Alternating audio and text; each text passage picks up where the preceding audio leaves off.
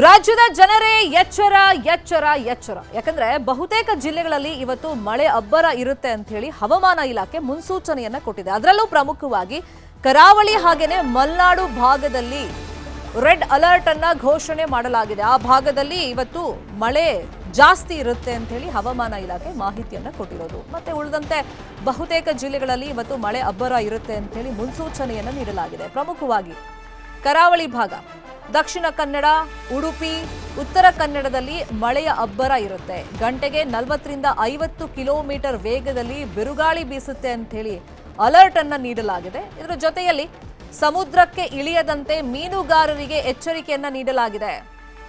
ಇನ್ನು ಮಲೆನಾಡು ಭಾಗ, ಚಿಕ್ಕಮಗಳೂರು ಹಾಗೆಯೇ ಶಿವಮೊಗ್ಗ ಜಿಲ್ಲೆಗಳಿಗೂ ಕೂಡ ರೆಡ್ ಅಲರ್ಟ್ ಅನ್ನ ಘೋಷಣೆ ಮಾಡಲಾಗಿದೆ. ಗುಡುಗು, ಬಿರುಗಾಳಿ ಸಹಿತ ಭಾರೀ ಮಳೆಯಾಗುವಂತ ಸಾಧ್ಯತೆ ಇದೆ ಅಂತೇಳಿ ಅಲರ್ಟ್ ಮಾಡಲಾಗಿದೆ. ಮುಂಜಾಗ್ರತಾ ಕ್ರಮಗಳನ್ನ ಆಯಾ ಜಿಲ್ಲಾಡಳಿತ ಕೈಗೊಳ್ಳಬೇಕು ಅಂತ ಹೇಳಿ ಮೊದಲೇ ಸೂಚನೆಯನ್ನ ನೀಡಲಾಗಿದೆ. ಒಂದು ಕರಾವಳಿ ಭಾಗ, ಮತ್ತೊಂದು ಮಲೆನಾಡು ಭಾಗದಲ್ಲಿ ರೆಡ್ ಅಲರ್ಟ್ ಇರುತ್ತೆ. ಅಂದ್ರೆ ಮಳೆ ತುಸು ಜಾಸ್ತಿ ಇರುತ್ತೆ ಆ ಭಾಗದಲ್ಲಿ ಅಂತ ಹೇಳಿ ಬೇಕಾದಂತಹ ಸಿದ್ಧತೆಗಳ ಬಗ್ಗೆನೂ ಕೂಡ ಜಿಲ್ಲಾಡಳಿತಕ್ಕೆ ಹವಾಮಾನ ಇಲಾಖೆ ಅಲರ್ಟ್ ಮಾಡಿದೆ.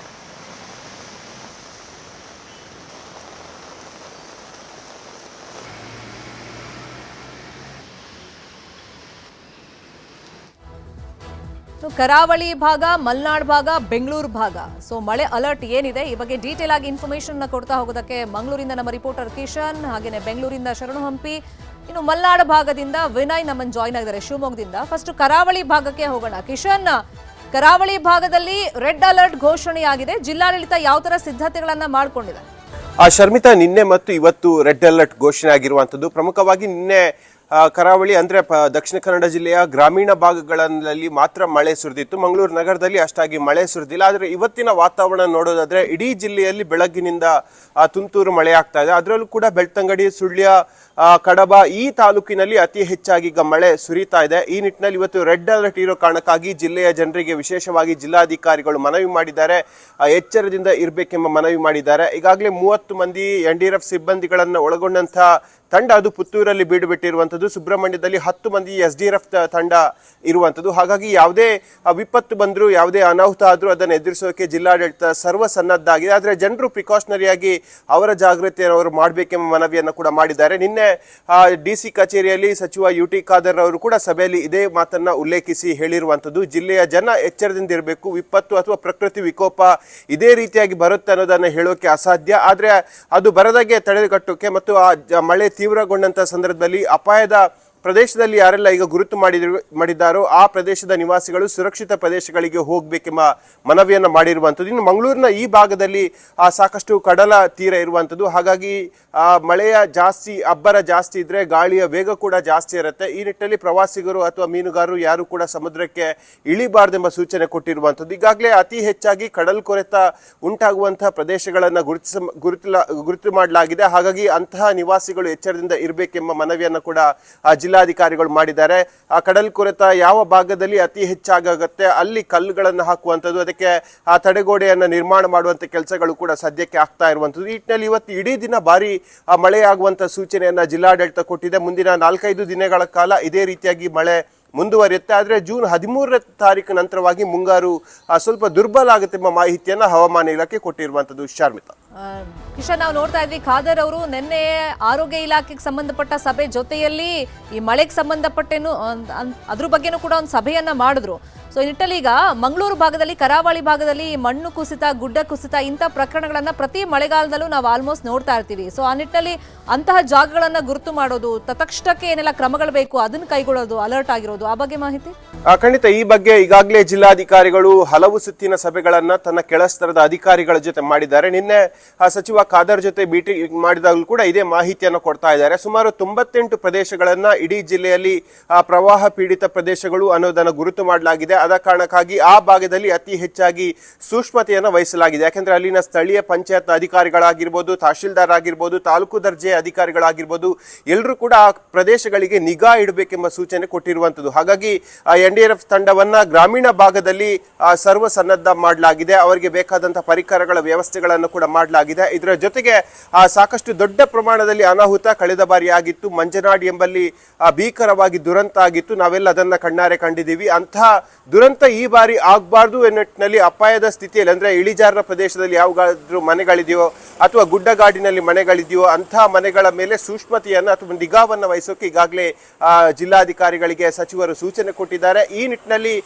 ಪ್ರಮುಖವಾಗಿ ಆಯಾ ಕ್ಷೇತ್ರದ ತಾಲೂಕು ಅಥವಾ ಪಂಚಾಯತ್ನ ಅಧಿಕಾರಿಗಳು ನಿಗಾವನ್ನ ವಹಿಸಬೇಕೆಂಬುದಾಗಿ ಈಗ ಹೇಳ್ಕೊಂಡಿರುವಂಥದ್ದು. ನೋಡೆಲ್ ಅಧಿಕಾರಿಗಳನ್ನು ಕೂಡ ನೇಮಕ ಮಾಡಲಾಗಿದೆ. 24x7 ಕಾರ್ಯನಿರ್ವಹಿಸುವಂತಹ ಟೋಲ್ ಫ್ರೀ ನಂಬರ್ ಅನ್ನ ಕೂಡ ಈಗಾಗಲೇ ಬಿಡುಗಡೆ ಮಾಡಲಾಗಿದೆ. ಜನರು ಯಾವುದೇ ಸಂದರ್ಭದಲ್ಲಿ ಯಾವುದೇ ಹೊತ್ತಿನಲ್ಲಿ ಕರೆ ಮಾಡಬಹುದು, ಅಧಿಕಾರಿಗಳು ಸ್ಪಂದನೆ ನೀಡ್ತಾರೆ ಎಂಬ ಒಂದು ಭರವಸೆಯನ್ನು ಕೊಟ್ಟಿದ್ದಾರೆ.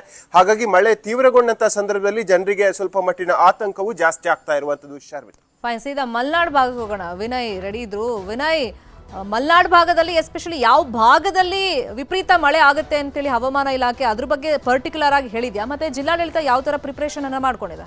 ಶರ್ಮಿತಾ, ಭಾರತೀಯ ಹವಾಮಾನ ಇಲಾಖೆಯ ರೆಡ್ ಅಲರ್ಟ್ ನೀಡಿರೋದ್ರಿಂದ ಶಿವಮೊಗ್ಗದಲ್ಲೂ ಕೂಡ ಎಚ್ಚರಿಕೆಯ ಗಂಟೆ ಈಗ ಕಳೆದ ಬಾರಿಯಂತೆ ಈಗ ಕೂಡ ತಯಾರಿಯನ್ನ ಮಾಡ್ಕೊಳ್ಳಾಗ್ತಾ ಇದೆ. ಯಾಕಂದ್ರೆ ಶಿವಮೊಗ್ಗದಲ್ಲಿ ಈಗ ಮುಂಗಾರು ಮಳೆ ಆಗಮನ ಆಗಿರೋದ್ರಿಂದ ಅದರಲ್ಲೂ ಕೂಡ ರೆಡ್ ಅಲರ್ಟ್ ಇನ್ನೆರಡು ದಿನಗಳ ಕಾಲ ರೆಡ್ ಅಲರ್ಟ್ ಇರೋದ್ರಿಂದ ಶಿವಮೊಗ್ಗದ ಜಿಲ್ಲಾಡಳಿತ ಈಗ ಎಲ್ಲಾ ಅಧಿಕಾರಿಗಳಿಗೂ ಅದರಲ್ಲೂ ಕೂಡ ಕಂದಾಯ ಇಲಾಖೆ ಆಗಿರ್ಬೋದು, ಪಂಚಾಯತ್ ರಾಜ್ ಇಲಾಖೆ ಆಗಿರ್ಬೋದು, ಅಗ್ನಿಶಾಮಕ ದಳ ಆಗಿರ್ಬೋದು, ಹಾಗೆ ಪೊಲೀಸ್ ಇಲಾಖೆ ಸೇರಿದಂತೆ ಹಲವು ಇಲಾಖೆಗಳಿಗೆ ಒಂದು ತುರ್ತು ಸಭೆಯನ್ನ ಕರೆದು ಅವರಿಗೆ ಸೂಚನೆಯನ್ನ ನೀಡಲಾಗಿದೆ. ಅದರಲ್ಲೂ ಕೂಡ ಯಾರು ಕೂಡ ರಜೆಗೆ ಹೋಗದಂತೆ ಕೂಡ ಸೂಚನೆಯನ್ನ ನೀಡಲಾಗಿದೆ. ಜಿಲ್ಲಾಡಳಿತ ಈಗ ಆಲ್ರೆಡಿ ತಯಾರಿಯನ್ನ ಮಾಡ್ಕೊಂಡಿದ್ದು ಎಲ್ಲೆಲ್ಲಿ ಈ ತರ ಪಾಯಿಂಟ್ಗಳಿದಾವೆ ಅದರಲ್ಲೂ ಕೂಡ ಕಳೆದ ಬಾರಿ ಹಾನಿಯಾದಂತಹ ಪ್ರದೇಶಗಳೇನಿದಾವೆ ಆ ಪ್ರದೇಶಗಳನ್ನ ಸೂಕ್ಷ್ಮ ಪ್ರದೇಶಗಳಾಗಿ ಪರಿವರ್ತನೆ ಮಾಡಿಕೊಂಡು ಅಲ್ಲಿ ಕಟ್ಟುನಿಟ್ಟಿನ ಕ್ರಮಗಳನ್ನ ಕೈಗೊಳ್ಳೋಕ್ಕಾಗಿ ಈಗಾಗಲೇ ಜಿಲ್ಲಾಧಿಕಾರಿಗಳು ಸೂಚನೆ ನೀಡೋದ್ರ ಜೊತೆಗೆ ನಿವಾಸಿಗಳಿಗೂ ಕೂಡ ಅದರಲ್ಲೂ ಕೂಡ ಏನು ಮನೆಗಳು ಬೀಳುವಂತ ಹಂತದಲ್ಲಿ ಇದಾವೆ ಅವುಗಳನ್ನ ಕೂಡಲೇ ಬಿಟ್ಟು ಬೇರೆ ಕಡೆ ಹೋಗುವಂತೆ ಕೂಡ ಮನವಿಯನ್ನು ಮಾಡಲಾಗಿದೆ. ಅದ್ರ ಜೊತೆಗೆ ಒಂದಿಷ್ಟು ಆಹಾರಗಳನ್ನ ಸೇಕರಣೆ ಮಾಡಿ ಇಟ್ಕೊಳ್ಳೋಕ್ಕೂ ಕೂಡ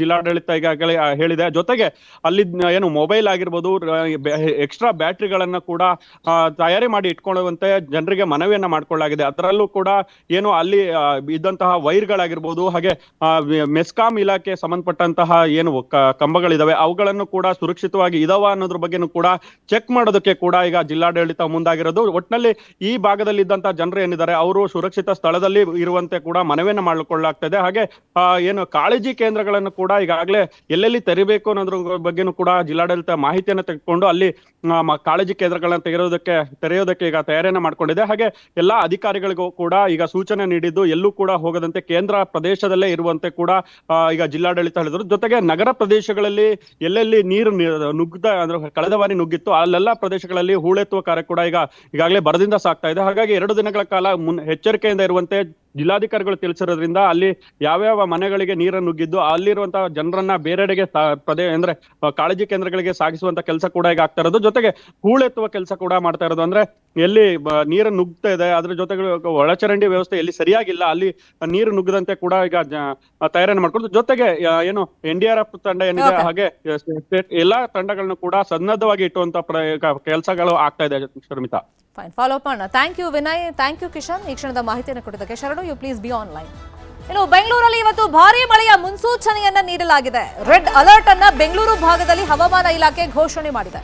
ಬಿರುಗಾಳಿ ಸಹಿತ ಭಾರೀ ಮಳೆ ಆಗುವಂತ ಸಾಧ್ಯತೆ ಇದೆ ಬೆಂಗಳೂರು ಭಾಗದಲ್ಲಿ. ಹಾಗಾಗಿ ಜನ ಸ್ವಲ್ಪ ಎಚ್ಚರಿಕೆಯನ್ನು ವಹಿಸಿ. ಮುಂದಿನ 3 ಗಂಟೆಗಳಲ್ಲಿ ಮಳೆ ಆರಂಭದ ಮುನ್ಸೂಚನೆ ಇದೆ. ಮಳೆ ಟೈಮ್ನಲ್ಲಿ ಹೊರಗಡೆ ಅನಗತ್ಯವಾಗಿ ಸಂಚಾರ ಮಾಡೋಕ್ ಹೋಗಬೇಡಿ. ಮಳೆ ಸಂದರ್ಭದಲ್ಲಿ ನೀವು ಒಂದು ವೇಳೆ ಹೊರಗಡೆ ಇದ್ರೂ ಕೂಡ ಮರ ಇರ್ಬೋದು, ವಿದ್ಯುತ್ ಕಂಬ ಹತ್ರ ನಿಲ್ಲಕ್ ಹೋಗಬೇಡಿ. ಕಾಂಪೌಂಡ್ ಕುಸಿದ ಪ್ರಕರಣ ನೋಡಿದೀವಿ ನಾವು, ಸಾವು ನೋವಾಗಿರೋದು. ಇನ್ನೊಂದ್ ಕಡೆ ಮರ ಬಿದ್ದು ಸಾವು ನೋವಾಗಿರೋದು, ವಿದ್ಯುತ್ ಕಂಬ ಬಿದ್ದು ಸಾವು ನೋವಾಗಿರೋದು, ವಾಹನಗಳು ಜಖಂ ಆಗಿರೋದು. ಪ್ರತಿ ಬಾರಿ ಮಳೆ ಬಂದಂತ ಸಂದರ್ಭದಲ್ಲಿ ಬೆಂಗಳೂರಲ್ಲಿ ಇಂತಹ ಘಟನೆಗಳು ನಡೆಯುತ್ತೆ ಅನ್ನೋ ಒಂಥರ ಗ್ಯಾರಂಟಿ ತರ ಆಗ್ಬಿಟ್ಟಿದೆ. ಹಾಗಾಗಿ ನಿಮ್ಮ ಎಚ್ಚರಿಕೆಯಲ್ಲಿ ನೀವಿರಿ. ಈ ರೀತಿ ಸಾವು ನೋವಾದಾಗ ಯಾರೂ ಜವಾಬ್ದಾರಿ ವಹಿಸ್ಕೊಳ್ಳಲ್ಲ, ಯಾರೂ ಹೊಣೆಗಾರರಾಗಲ್ಲ.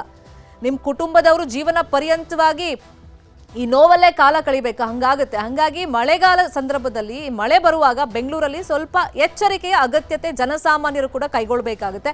ಇದೇ ವಿಷಯವಾಗಿ ಇನ್ನಷ್ಟು ಡೀಟೇಲ್ ಆಗಿ ಇನ್ಫಾರ್ಮೇಶನ್ ಕೊಡ್ತಾ ಹೋಗೋದಕ್ಕೆ ನೇರ ಸಂಪರ್ಕದಲ್ಲಿ ಕನೆಕ್ಟ್ ಆಗಿದ್ರು ನಮ್ಮ ರಿಪೋರ್ಟರ್ ಶರಣು ಹಂಪಿ. ಬೆಂಗಳೂರಲ್ಲಿ ಸಣ್ಣ ಮಳೆ ಬಂದರೂ ಕೂಡ ಏನೆಲ್ಲ ಅವಾಂತರಗಳಾಗುತ್ತೆ ನಾವು ನೋಡಿದ್ದೀವಿ ಮಳೆ ಬಂದಂಥ ಸಂದರ್ಭದಲ್ಲಿ. ಅದರಲ್ಲೂ ಕೂಡ ರೆಡ್ ಅಲರ್ಟ್ ಘೋಷಣೆ ಆಗಿರೋದ್ರಿಂದ ನಿರ್ದಿಷ್ಟವಾಗಿನೂ ಕೂಡ ಹವಾಮಾನ ಇಲಾಖೆ ಹೇಳುತ್ತೆ, ಅಂದ್ರೆ ಗಂಟೆಗಳನ್ನು ಕೂಡ ಹೇಳ್ತಾರೆ. ಹಾಗಾಗಿ ಬೆಂಗಳೂರಿನ ಜನ ಎಷ್ಟೋ ತನಕ ಎಚ್ಚರಿಕೆಯಿಂದ ಇರಬೇಕಾಗುತ್ತೆ?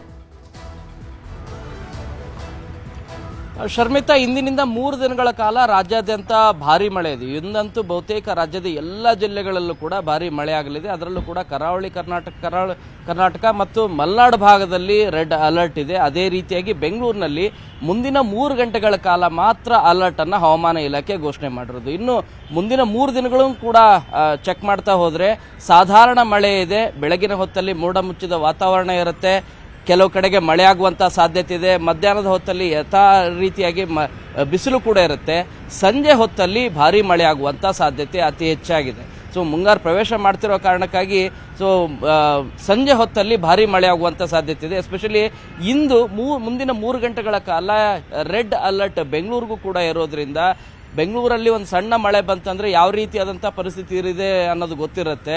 ರಸ್ತೆಗಳೇ ನದಿ ಅಂತಾಗಿರುತ್ತೆ, ಕೆರೆ ಅಂತಾಗಿರುತ್ತೆ. ಅದರಲ್ಲಿ ಬೋಟಲ್ಲಿ ಹೋಗ್ಬೇಕಾದಂಥ ಪರಿಸ್ಥಿತಿ ನಿರ್ಮಾಣ ಆಗುತ್ತೆ. ಗೋಡ ಕುಸಿತಗಳು ಪ್ರತಿ ಮಳೆಯಲ್ಲೂ ಕೂಡ ಇನ್ಸಿಡೆಂಟ್ ಆಗ್ತಾ ಇದೆ. ಬೌರಿಂಗ್ ಆಸ್ಪತ್ರೆಯ ತಡೆಗೋಡೆ ಇರ್ಬೋದು, ಅದಾದ ನಂತರ ವಿಜಯನಗರ ಕ್ಲಬ್ ಆದಂಥ ತಡೆಗೋಡೆಯ ದುರಂತನೂ ಕೂಡ ಇರ್ಬೋದು. ಈ ರೀತಿಯಾಗಿ ಸಾಕಷ್ಟು ಅನಾಹುತಗಳಿಗೆ ಎಡೆ ಮಾಡಿಕೊಡುವಂಥ ಸಾಕಷ್ಟು ತಡೆಗೋಡೆಗಳು ಇದ್ದಾವೆ.